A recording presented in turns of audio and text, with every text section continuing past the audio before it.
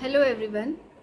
इस वीडियो का टॉपिक है क्लास 9th से फर्स्ट चैप्टर हमारे आसपास के पदार्थ। जब हम अपने चारों तरफ नज़र दौड़ाते हैं तो हम बहुत सारी वस्तुओं को देखते हैं।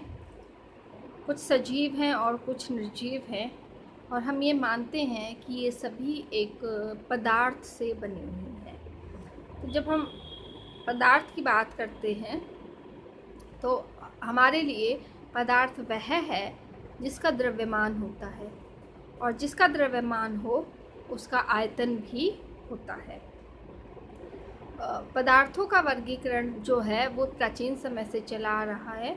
अगर हमारी हिंदू मान्यता के अनुसार हम ये मानते हैं कि कोई भी इस ब्रह्मांड में वस्तु है वो 5 तत्वों से मिलके, पंच तत्वों से मिलके बनी है। ठीक है। और ऐसा ही जो है हमारे यूनानी दार्शनिकों का भी मानना है कि पदार्थ जो है वो कुछ मूलभूत उसे मिलके बना है। अब हम आधुनिक वैज्ञानिकों की बात करेंगे। जो आधुनिक वैज्ञानिक हैं वो पदार्थ को भौतिक और रासायनिक गुणों के आधार पर वर्गीकृत करते हैं। भौतिक गुण क्या होते हैं?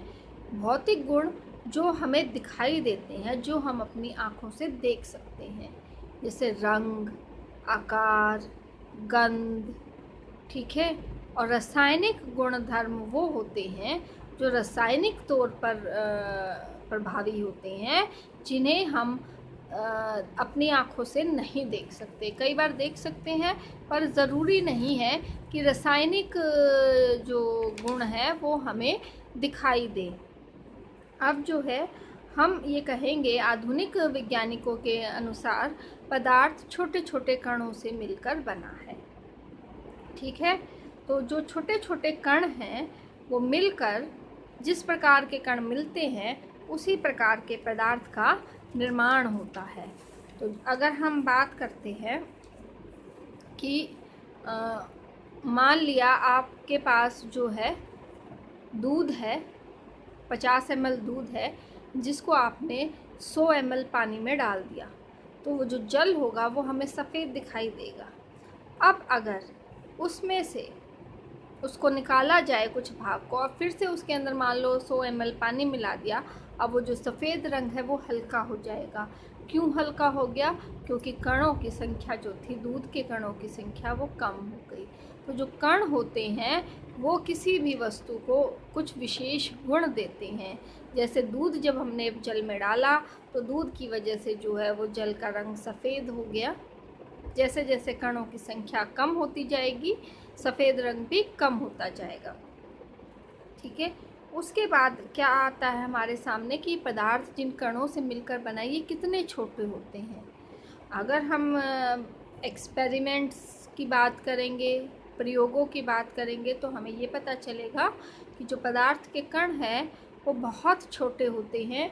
इतने छोटे होते हैं कि हम उन्हें अपनी नंगी आँखों से देख पाना हमारे लिए संभव नहीं है। हमें किसी सूक्ष्मदर्शी की आवश्यकता होगी उन्हें देखने के लिए, लेकिन हम उनके प्रभाव को देख सकते हैं। जैसे हमने जब जल में दूध मिलाया तो हमने देखा जल जो था वो सफ़ेद हो गया दूध के कणों से, तो हमने उसका प्रभाव देखा। लेकिन अगर दूध के कणों को हम अलग अलग अपनी आँखों से देखना चाहे तो यह हमारे लिए संभव नहीं है। ठीक है। अब जो है हमारे सामने पदार्थ के गुणों के कुछ अभिलाक्षणिक गुण होते हैं। अभिलाक्षणिक गुण क्या होते हैं? जो उसके मूलभूत गुण होते हैं, जो हमें विशिष्ट रूप से दिखाई देते हैं। सबसे पहला जो गुण है वो ये है कि पदार्थ के कणों के बीच रिक्त स्थान होता है। ठीक है। पदार्थ कणों से मिलके बना है और कणों के बीच में रिक्त स्थान होता है, खाली जगह होती है, यानी कि कण एक दूसरे से दूर दूर होते हैं। ठीक है। अब ये किस पर निर्भर करेगा? वह उसके घनत्व पर निर्भर करता है। किसी भी वस्तु के घनत्व पर निर्भर करता है कि उसमें जो पदार्थ के कण हैं वो कितने पास हैं या कितने दूर हैं, लेकिन उनके बीच में रिक्त स्थान अवश्य ही होता है। उसके बाद जो दूसरा अभिलाक्षणिक गुण आता है कणों का, वो ये है कि पदार्थ के गुण कण निरंतर गतिशील होते हैं, यानी कि पदार्थ जिन कणों से मिलके बना है वो कण जो है हमेशा ही गति में रहते हैं और एक दूसरे से टकराते रहते हैं, और जब वो एक दूसरे से टकराते हैं तो उनके वेग में परिवर्तन हो जाता है। ठीक है, अब जो है यहाँ पे हम एक नई परिभाषा सीखेंगे जिसको हम एक छोटे से क्रियाकलाप द्वारा समझने की कोशिश करते हैं। मान लो कि आपके पास एक बीकर में जल है और जब उसके अंदर आप नीली स्याही डालते हो तो वो नीली स्याही धीरे धीरे फैलती है। आपने अपने घरों में भी देखा होगा, कपड़ों में जब हम उजाला जैसे डालते हैं तो देखा होगा कि वो धीरे धीरे फैलता है। हमने कुछ नहीं किया, हमने जल लिया, उसके अंदर जो है नीली स्याही डाल दी और वो फैलनी शुरू हो गई। तो इस तरीके से जो जल के कण हैं और जो नीली स्याही के कण हैं वो आपस में ही एक दूसरे से मिल जाते हैं। क्यों मिल जाते हैं? पहली बात, कणों के बीच में रिक्त स्थान है तो वो एक दूसरे से दूर जाते हैं, गतिशील हैं और अपने आप को अधिकतम दूरी तक जो है वो लेके जाते हैं, और इस तरीके से कुछ ही समय में जो पूरे जल का रंग जो है वो नीला हो जाता है, यानी कि जो जल के कण थे और जो नीली स्याही के कण थे वो आपस में एक दूसरे से मिल गए। तो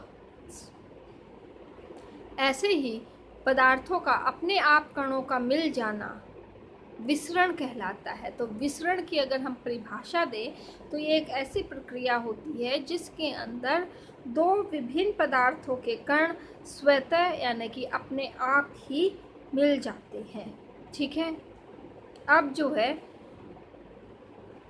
उसके और अभिलाक्षणिक गुणों की बात करते हैं। अगला आता है कि जो पदार्थ के कण होते हैं वो एक दूसरे को आकर्षित करते हैं, उनके बीच में रिक्त स्थान भी है, गति भी करते हैं, लेकिन एक दूसरे से आकर्षित भी रहते हैं।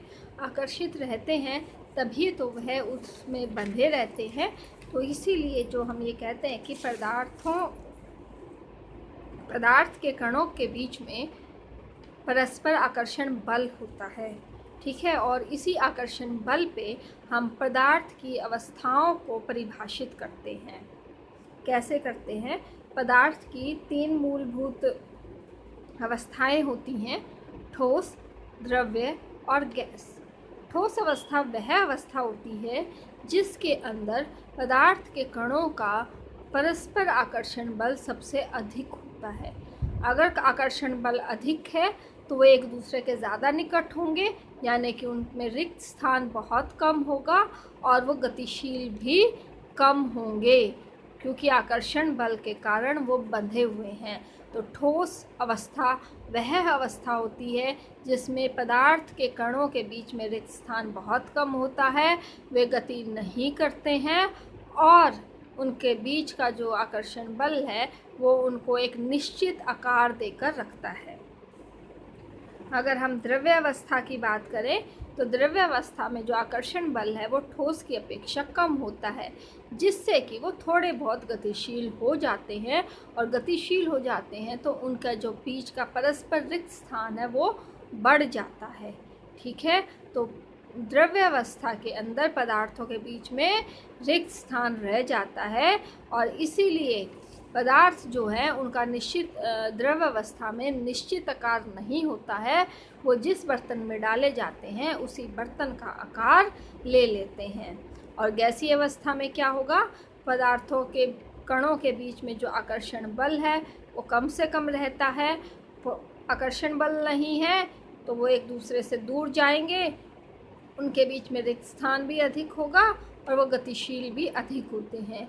और इसी वजह से जो गैसीय अवस्था होती है उसमें जो पदार्थों के कण हैं वह अधिकतम गतिशील होते हुए ना तो उसका कोई निश्चित आकार रहता है ना उसका आयतन रहता है।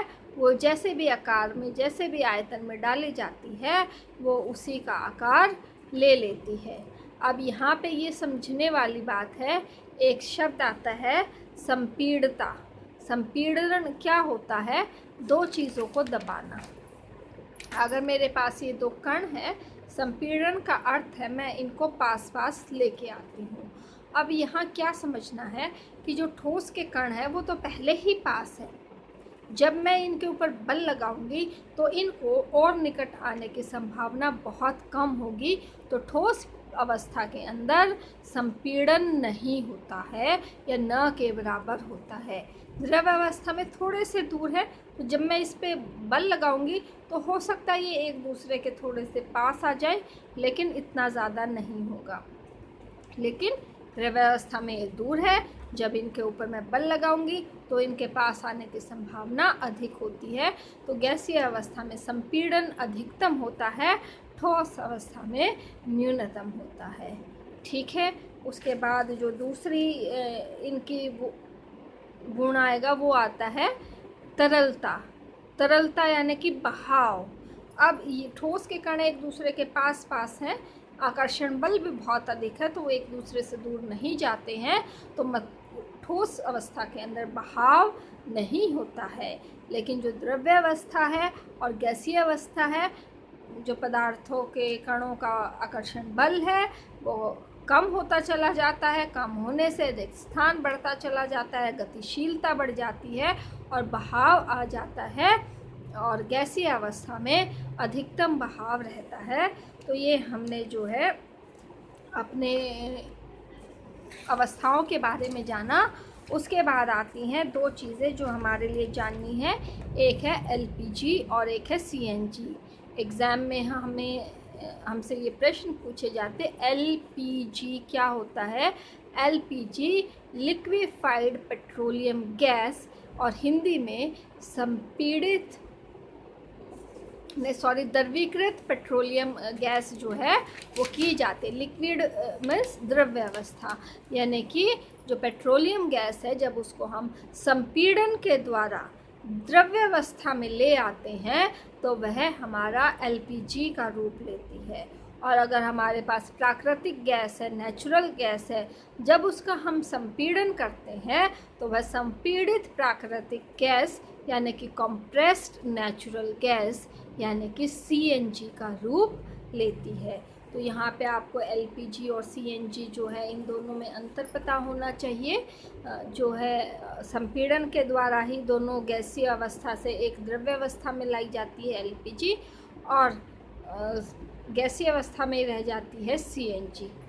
ठीक है, थैंक यू।